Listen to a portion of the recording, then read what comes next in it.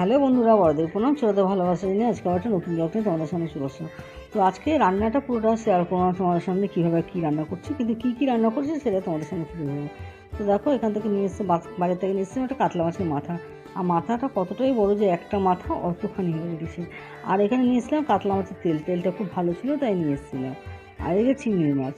তো কাতলা মাছের মাথা দিয়ে করব আলু দিয়ে গা মাখা করে তরকারি, আর মাছের তেলটা ভাজা করব, আর চিংড়ি মাছ দিয়ে করবো চিচিঙ্গা ভাজা।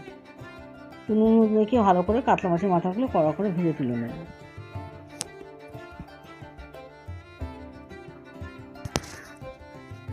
তো দেখো, সুন্দর করে কড়া করে ভাজা হয়ে গেছে। সমস্ত মাথাগুলো ভেজে তুলে নেওয়ার পরে ওই তেলেই চিংড়ি মাছটা ভেজে নেব।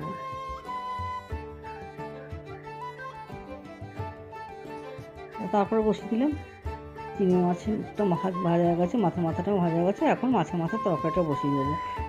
যেরকমভাবে করে সমস্ত কিছু করে মশলা কষিয়ে একবার জল দিয়ে আলুটা সেদ্ধ হয়ে আসলে কিছুটা তখন দিয়ে দেবো মাছের মাথাটা, দিয়ে আবার ফুটিয়ে নিয়ে ভালো করে ওপর দিয়ে গরম মশলা দিয়ে নামিয়ে নেবো।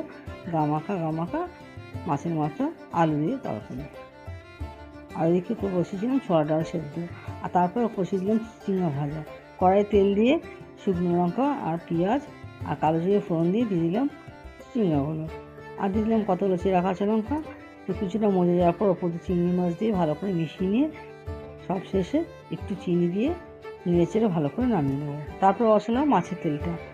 তো মাছের তেলে বেগুন আনতে ভুলে গেছিলাম, তাই ঝিরি করে আলু ভেজে নিয়েছিলাম, আর পেঁয়াজ কাঁচা লঙ্কা কুচি আর দিয়ে দিয়েছিলাম 4-5 কোয়া রসুন।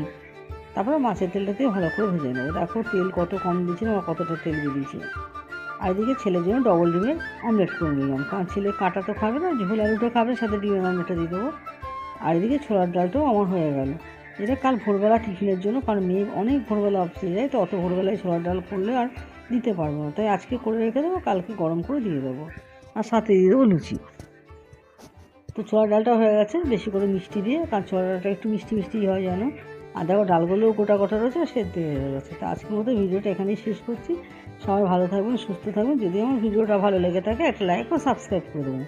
এই ছিল আজকে আমার সারাদিনের রান্নাবান্না।